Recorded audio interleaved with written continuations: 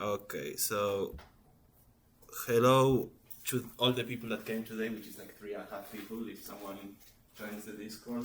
So I wanted to do like a short presentation to start the semester and Maybe we should record it. it's recorded. Fine, okay. So I wanted to do a small presentation to like start the semester, do it small and fast to see how many people were coming. Some people were coming. It's a presentation about a bit of how you have to think and what to take into account when you're thinking as a hacker. And this also is important to the people who are not hackers and are just planning on defending their applications, because you need to think like a hacker sometimes to protect yourself. So first, standards. Standards, why do we need them? So basically, as we speak the same language, we use a standard of communications. We speak English, two people are communicating, both need to understand English to be able to communicate. If I speak English and you speak Russian, then we won't understand each other. So that's the idea of standards in general. Basically, we need to agree on something so we can either communicate, work together, understand each other. This applies obviously also to computers. How do computers communicate? They need to stand in the same standard. One of the most important standards today is the HTTP standards. HTTP stands for the Hypertext Transfer Protocol, and it's basically the standard that all web applications are built upon, because to communicate with servers and get back websites, we use HTTP. Here I linked the... This is why every single website starts with HTTP. Yeah, because whenever we are talking to a server, we need to establish which protocol we are using to communicate with it. So HTTP stands for Hypertext Transfer Protocol, and HTTPS is a Hypertext Transfer Protocol Secure, because it has some layer of security on top of it. I won't talk about it much, but basically this is an RFC. An RFC is just called a request for comment. This is how the internet was first decided to work. Basically, people design a standard and share it around, and then they ask for a comments about how they can improve it, how they should change it, and this keeps evolving every year. For example, this obsoletes 7230, which is another standard that was used before, and that obsoletes something else. And they are built one on top of the other to just work on other people's previous work to improve it. Why do I say this? Because as you see, this is a very bland and boring document that is very, very long. And this is establishing all of the things HTTP should do. Why is this important? Well, this is all the things the standard does. And if you don't really understand what's going on, you can miss something that someone else knows, and they can use it against you. So, going back to the presentation, let's say why is it important to understand your tools and standards? I'm sure that all of you have used a tool, computers or not, that did less than what you wanted. Want to edit a video? Oh no, it doesn't make it gray and white when I want it to. It doesn't do this, it doesn't do that. But have you ever had a tool that does too much? Windows, yeah. Windows is an example. As you saw, HTTP is a huge standard that does a lot of things that you usually don't really need. And with that, there's lots and lots of tools that usually do more than what you know and what you need. Let's use an example. Log4j. People who have been reading about cybersecurity for a while know this name very well. 3 years ago, it wasn't known by anyone, mostly like only developers in the back end, and suddenly overnight it became very famous, and you'll see why. So Log4j, login for Java. Basically what it does is a framework developed by Apache that does a lot of tools for Java. And it says like it's versatile, it's great, blah, blah, blah, blah, blah. Basically, batteries included. This should frighten you, okay? It does appenders, layouts, filters, lookups. I needed to log that someone broke something. Why do I need all this? I don't fucking Some people need it for some stuff, and I'm sure that if one of these were removed, there would be an outcry by lots of people that use this niche feature for something. We're going to look a bit into lookups. What does a lookup do? Well, I'm working on a server and I want to know which user did something. So I have a log and we have a lookup. What does the lookup do? Well, we add this to our log. That's basically if it's similar to the bash standard where you put a $sign and curly brackets and in the middle what you want to get from the system. In this case, environment variable home. What this does is basically just tell you which user it is by the folder it's using. Basically this just tests and puts the user input into what you want. And how a lookup works basically is you have the string and then you look up whatever it's being asked inside the string, and then you just concatenate the strings together and just put the information. Seems pretty easy. Why would anyone need this, honestly? I don't really know, but people use it obviously, so it's going to stay there. Yo, can you go into the basics a bit more, or is it just stupid and I shouldn't be here? What do you mean the basics? Like in general. Why we use logging, basically? Like where do we log in? What are we talking about?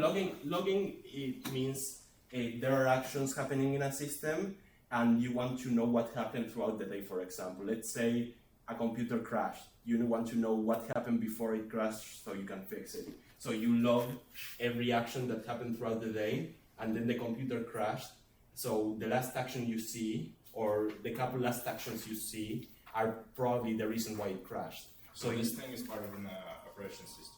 It's part of, it's a framework. A framework is just a collection of tools used by, made by some company for the benefit of developers, for example. So this gives you the tools to log different information, and it makes it easy, sometimes too easy, to the point where you can just ask this framework to say, okay, I want to know who is doing this, what hour it is, what flavor of chocolate they like, and just like a bunch of stuff that will help you find problems, or it will let you know what user did what. Because, for example, you want a login system, logging into a bank, and you want to see who logged in. So this framework, you can use it to just see who entered what hour from which city. So it works like with all kinds of systems, from personal PC to like some. Yeah, it's just a backend framework that lets developers add logging. Logging is just like saving information to Java. Apache does a ton of different frameworks for Java, so it makes sense that they did it. Anyway, one of the systems the lookups can use is JNDI. What's JNDI? It stands for Java Naming and Directory Interface. It's another system that exists within Java that allows basically different applications to get information from a central server to just look up information. You want to give different computers access to a database, and you don't want to just put by one in every computer how to enter the database. You can use JNDI but to basically put everything inside one server, and every different computer can just look at that server and check how to do different things. Because you may want to just change something throughout the day because you're using an enterprise server that has like a lot of moving parts.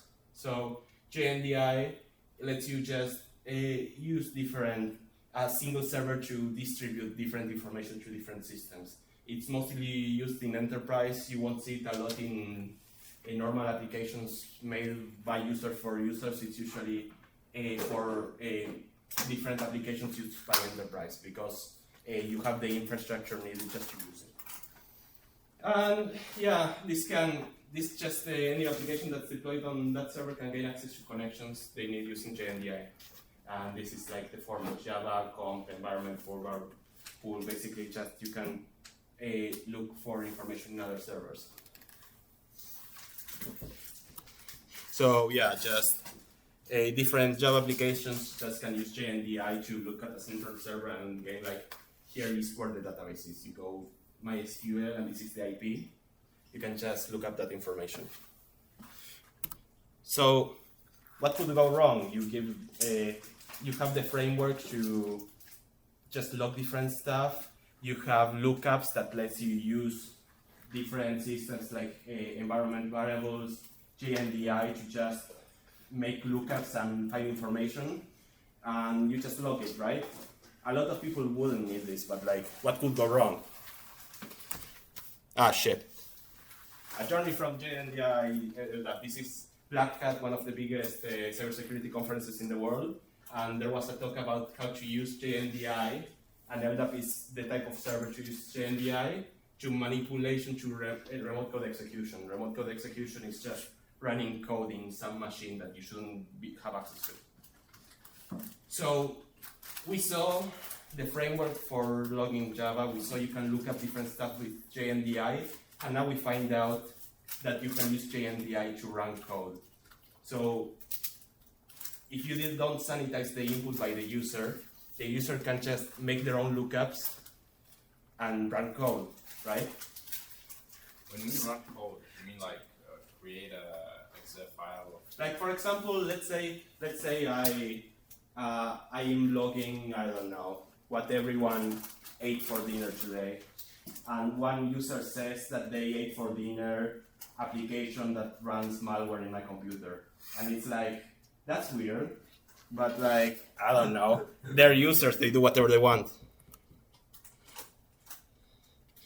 Minecraft, either you played it or your niece plays it. You can see here, they are doing a lookup. So you have the $, curly brackets in both sides, and it's looking at JNDI LDAP, which is the server, at this IP. Here it's a demonstration, so it's running it in its own server, and then it just goes for the file called #exploit. What's a lookup again? A lookup just looks at the information inside of the curly brackets and just looks at that endpoint to grab the information. Just like goes to that place and grabs whatever it sees. Does every Java program have a log? No, this is you can add it if you want. This is a framework which is outside of the Java main packages, so you can add it if you want. But not all programs have it, but a lot of them have it because, again, it's very useful to find problems in your application. So Minecraft has it? Minecraft does have it, yes. So this log takes any single input on your keyboard or controller. There are some. No. This is for the chat. It was logging chats. So you send a message in the server, just like chatting with your friends. Mm-hmm. It's logged for many reasons. Oh. So yeah. So basically, what it does here is it does the lookup, and it suddenly pops the calculator in your computer. What happens? What the lookup did is grab a program from the server that it was designed to look up from, the LDAP server, and run the application.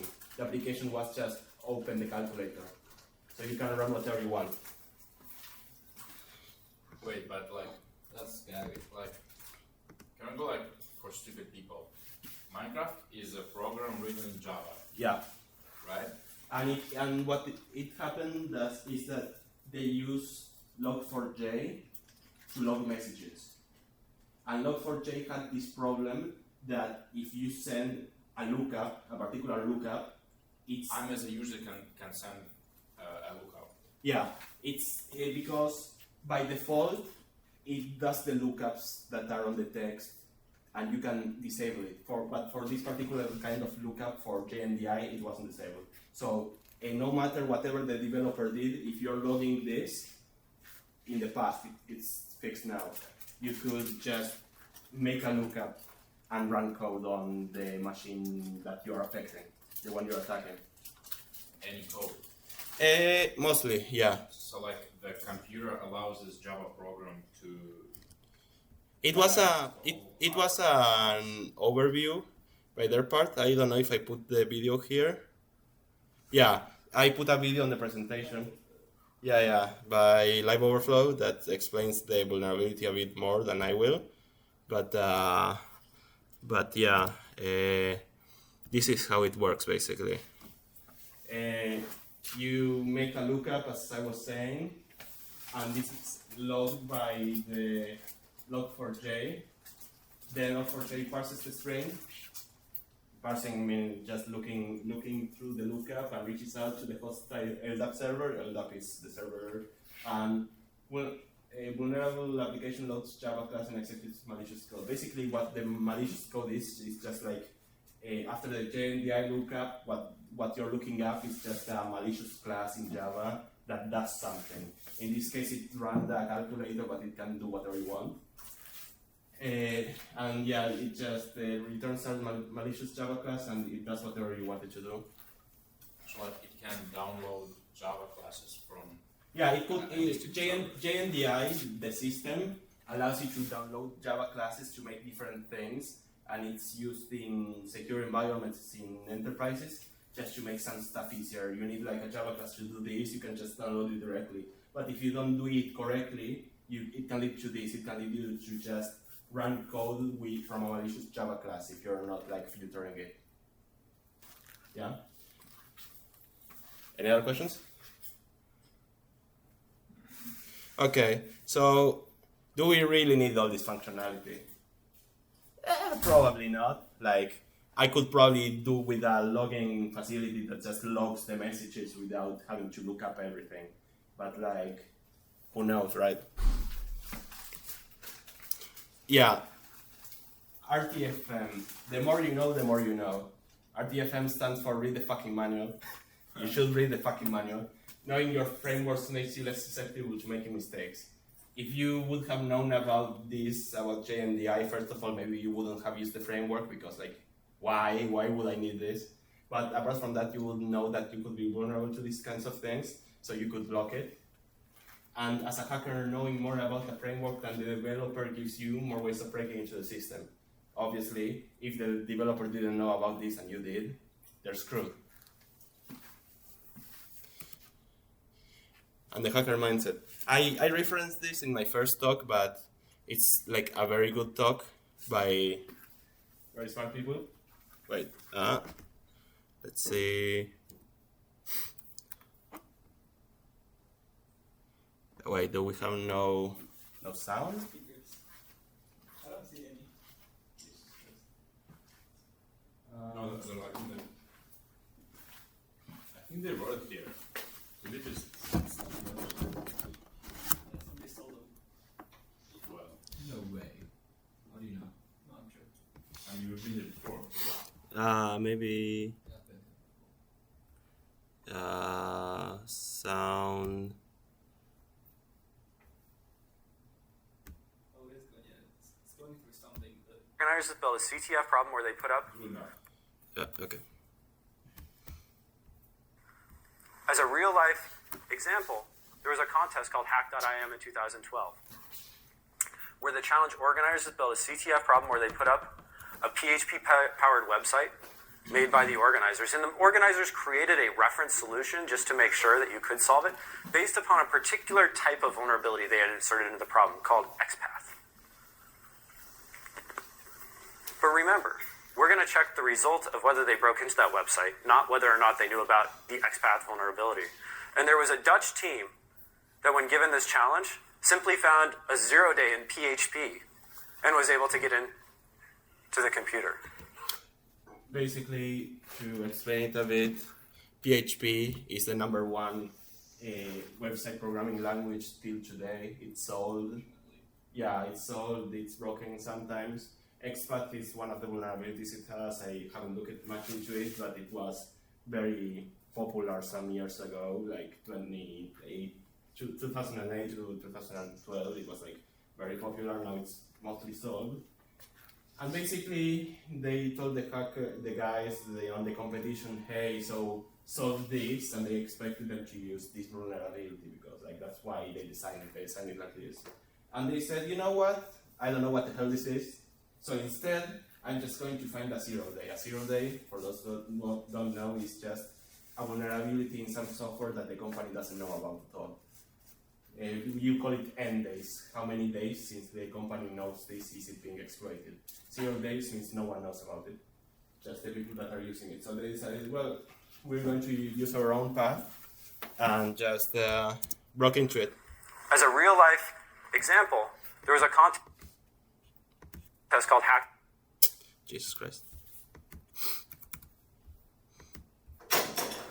Okay, As a I'm not real passing life that in the end. example, there was a contest called Hack.im in 2012, where the challenge organizers built a CTF problem where they put up a PHP-powered website made by the organizers. And the organizers created a reference solution just to make sure that you could solve it based upon a particular type of vulnerability they had inserted into the problem called XPath. But remember, we're going to check the result of whether they broke into that website, not whether or not they knew about the XPath vulnerability. And there was a Dutch team that, when given this challenge, simply found a 0 day in PHP and was able to get in to the computer. And the funny thing is they didn't even know about XPath. They had no idea about this vulnerability, but they found a unique solution around it. And this was really, really important because PHP powers Yahoo at the time. So by finding the 0 day, they had a lot of, they had a lot of power. Since we're at RSA, I wanted to give another example. So RSA comes from the acronyms of some mathematicians who invented an encryption algorithm. Ron Rivest, Adi Shamir, and Len Edelman. And for the purposes, I'm going to say RSA we can consider mathematically secure. If there's cryptographers in the room, we can qualify what the statement actually means. But for all intents and purposes, the point is, when you go up and you teach it in a classroom, you talk about how it's secure in the mathematical domain. So, if someone encrypts something with RSA, how do you break it? Well, if you're taught that RSA is mathematically secure, you may think it's impossible. But that's not the hacker mentality. We need to teach people to think creatively. And one of the things hackers realized a number of years ago is it's not just about the crypto, it's not just about the math, it's about how it's implemented. And those cryptographic guarantees say nothing about the guarantee of how it's implemented. And so one of the more popular attacks that you can use against mathematically secure crypto algorithms, or something that's strongly secure, are things like timing attacks. So the way I describe timing attacks is, suppose my wife asks, do I look fat in this outfit? And then I hesitate. She knows the answer, right? Any hesitation reveals information. Any hesitation. So in crypto, if you look at things like RSA, actually there's a big timing difference between how you do decryptions. And roughly speaking, it's not really implemented this way, but if the key is 1, it takes 1 second to decrypt. If the key is 2, it takes 2 seconds to decrypt. If the key is 3, it takes 3 seconds to decrypt. So simply by asking an RSA server, like a HTTPS server, to decrypt something, I can use the timing of how long it took to infer what the key is. These are the sorts of attacks that end up being the most powerful against modern cryptography, where it's not talking about the cryptography, it's talking about the implementation. And in fact, when we launched this attack, we broke RSA in 2003 as it was deployed in OpenSSL and in Microsoft products. So this just isn't a theoretical construct. It's where hackers, when you teach this, there's a lot of power on how it can apply in real life.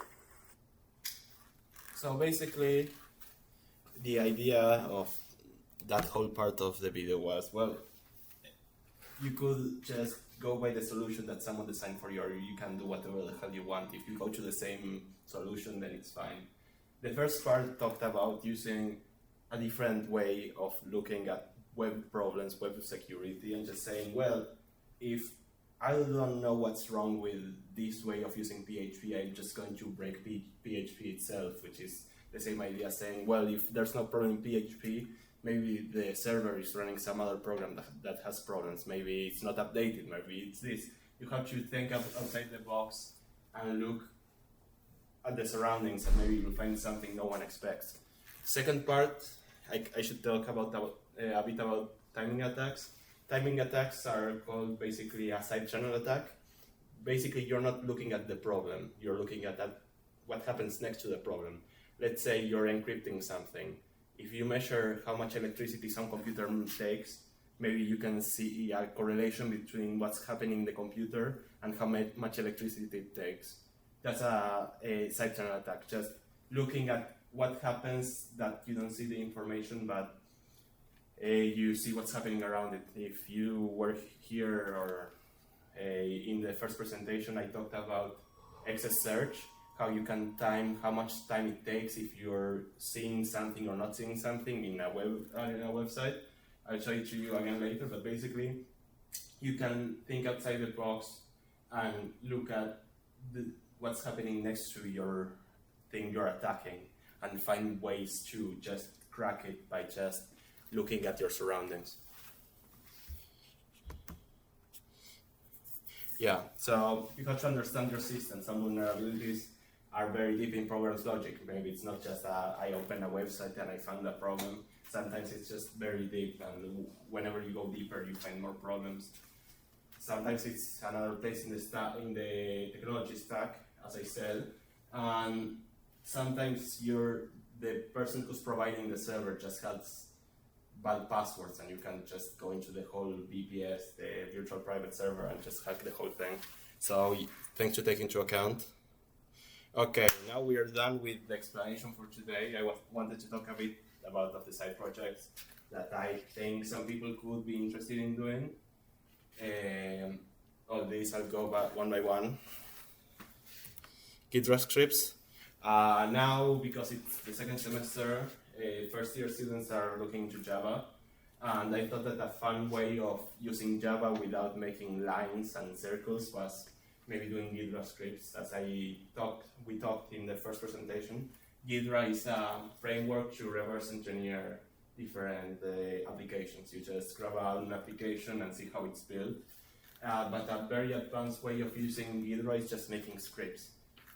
You can just make a script that does this, just clicking a value and see it like in the presentation and also in the code. Another script someone made was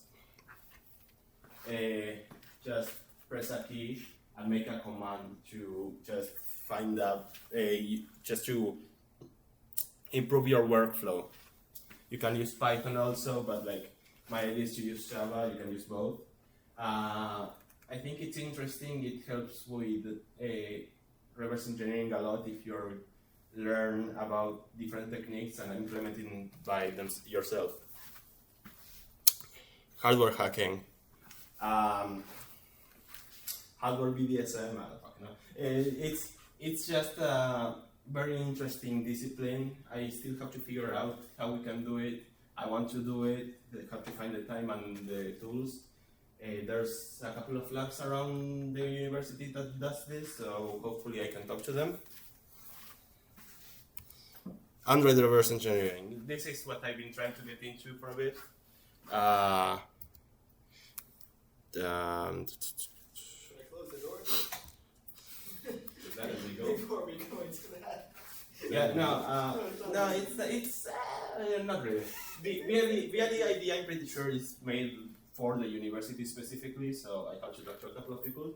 But finding out how it works and if it has problems that we can report, it would be interesting. Also, most applications for Android are built in Java, so this goes along also with learning Java. Just see how they're made, and you can also make Java applications. That's like part of learning. Cashless laundry, I have a personal vendetta against. It's the application we use in the dorms to clean our laundry, and it doesn't fucking work ever. So like, hopefully we can find a problem and report it. Testing apps made by students for experience. Yeah, this is like, I still have to talk to the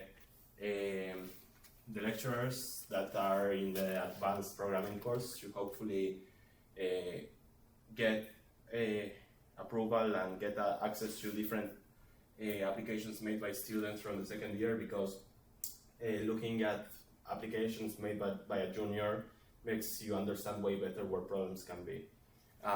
Next week, hopefully, I'll talk about web application vulnerabilities. So this will go hand in hand, hopefully. A server, finally. Yeah, it was cheaper than expected, luckily, but yeah, server go brr. Hopefully. You got a server? Yeah, I got a server. I'm paying for it now, but hopefully I won't be in the near future. When you say you've got a server, what does that mean? What? When you say you've got a server, You can rent different private servers that can be like actual hardware or just virtual hardware. Basically, they have a big computer, and in software they just make it into smaller computers. For example, I have never rented for the last like 3 or 4 years, and it's running a VPN for Russia because, well, in Russia you can't actually access a lot of stuff now. Right. So you can just like rent out a computer basically. Yeah, a server is just some other people's It's a computer you pay for. Or you could just make your own, or buy your own. Yeah, you can buy your own. The only problem is that Very expensive. the problem with like server More hardware. expensive to rent out over a large period of time. Yes, but also you have to take into account that you don't pay for electricity usually. You don't pay for maintenance, so if something breaks, they usually fix it from the hardware side. And also you have a fixed IP. Having an IP nowadays is a bit hard because like at your house it changes every couple of days, months. It depends like which company. So like if you're trying to access something at a high speed or something that you need to be up most of the time, then having it at your house is not really worth it. For example, I have right now a server at my house which is like almost the same as the one I rented, that it was like 2,000 shekels. But I need to fix it, I need to check if it connects to the internet, I need to check a lot of stuff. Also, I can't run cyber competitions there because if someone breaks into the server and connects to the Wi-Fi, first of all, they're going to kick me out of the dorms, then they're going to sue me, so like, no. Yeah. Yeah, but they're not scared of that with their server. Yeah, their server is their problem, not mine. Yeah. They know that people are going to try to hack. Yeah, of course. Good. Just say. Also, I have a friend that used to say that different server providers have what you call ass cheek security. It's closed, but then you slap it and it's fucked. So, but yeah, open discussion. And you report the problems afterwards to them. Yeah. And then they'll say thank you and then kick you out. Yeah, exactly. They're going to kiss you in the forehead and kick you the fuck out. But yeah, basically, I expected at least a couple more people to come over to discuss like what you want to do. All of the projects I mentioned are stuff like I'm pretty interested in and want to do. I don't know how many people want to do it. I don't think they haven't sent anything in the Discord, right? But basically, like if other people want to be part and just have their own projects, I'm pretty sure that the best way of getting a job after you finish with university is just having projects that you were passionate about, not just something that they told you to do in a class and everybody else also does. So like, for example, because I want to go into reverse engineering, I've been talking about the different projects I can do with reverse engineering, but if someone else would want to go into, I don't know, web development, making a really robust and app that works is important. So like if someone wants to do a very good app for the club or something else that they want to know is secure, we can test it, we can check, and everybody learns something from it. So yeah, I mean, do you have any ideas of something you want to explore? I'm not for anything. Yeah. I'm here. I'm your DevOps slave. Yeah, the DevOps thing. About competition programming, it's only something, and we'll talk about it and something. You know what? Like, I feel this is a pretty advanced stuff, and I need baby steps, right? Yeah, I mean, this. We need to organize a thing, like a list of very easy past CTF questions on like because Yeah, we're A lot of people who are not here today feel the same way, right? Because it's quite terrifying. Yeah, If it's. you're very new to this, like, I mean, and then maybe we could like get the list and then take like 3 of them from different categories and go over how would you solve them. yeah, that's true, and that's one of the things we'll do. Probably like the first CTF will be mostly web Do you because. wanna do it on Shabbat? What? To look at it. Yeah. Yeah, maybe I need to do some stuff, but like to show the people that hopefully we'll watch after. If you look at the resources that everybody has access to, and I hope everyone knows where they are because I've shared them a couple of times, and there are in all the servers. We have like all of the different parts, all of the different categories that we have to work at, like adding stuff. But for example, brand new start here. So I did this for people who don't really know. And you have like the different places you want to learn. So for example, try hack me. We had a CTF in this website this week, wasn't great, whatever, fuck it. Try hack me has like different courses that are self-contained. They teach you from A to C whatever they want you to learn. They have some caveats, like if you want to use their virtual computer, you have to pay, but you don't need to use it, you can solve it by yourself. And basically you just do a whole course, and you'll learn basically all they want you to know without having to look much outside things. But for example, if you don't like this, we also have the networking courses. This is a self-contained CCNA. If you know CCNA, basically it's just a networking certification. You don't need a certification, but like the courses are interesting for some people. And like if you don't know Linux, this is its own thing. But this is like the very basics. And then if you just go, for example, into web, this is the resources for web, for example. This is also Track Hack Me. They have a decent course for starting out in web. And this is also Try Hack Me, and this is just another website that has like more advanced stuff, for example, where you can just practice all the different vulnerabilities and watch topics like API testing is interesting. Cross-site scripting has too many labs because it's cross-site scripting, and yeah, I mean we have the resources here. I have to work on them, but the web I haven't touched that much. Also, like what I've been working mostly on is reverse engineering because I knew that a lot of people would be interested in it. So I shared this a couple of times. I'll share it again. But for example, here, like this is a lot of stuff for reverse engineering, but it's a bit confusing when it's in a list. So instead, I made a mind map. Is that an official Google thing? I think so, I'm not sure. So basically, the basics, like learning C, we already did. But like, we have here like, yeah, a great course anyway. Basically here, you have like, if you want to go into reverse engineering, learning assembly is important. So like, these are just different courses you want to do in assembly, and you can like try a couple of them and decide which is the best for you.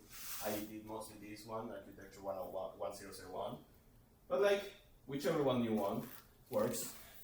And like, whenever you feel comfortable with assembly, you just go ahead and go to the next section. Do the thing, reverse engineering. So here you have like interesting courses. Pong College, very recommended place. It has reverse engineering from their intro to cybersecurity course, and they just have lectures upon lectures and different materials you can use however you want. So yeah, the idea is just to make some more mind maps to give people the different resources in a way that are digestible. Just select what you want to do and do it. And yeah, it's like a lot of people will have different levels. And this talk was mostly just to introduce the second semester and give people the option, but like hopefully a couple of people will help me out to design the different resources, maps, and whatever to help people out. But like again, another subject, PON, binary exploitation, has already PON, PWN, because it's a variation of the word owl. But What's that folder? which one? The download that you ordered. Yeah, the just Where? here. Definitely at your own risk. Yeah, just resources that are shared in websites that I wouldn't recommend myself. Anyway, basically, yeah, that's it. I hope people watch the video and let me know what they're interested in seeing, and hopefully next week we'll have the web vulnerabilities things, and I'll see people there. Anyway, bye.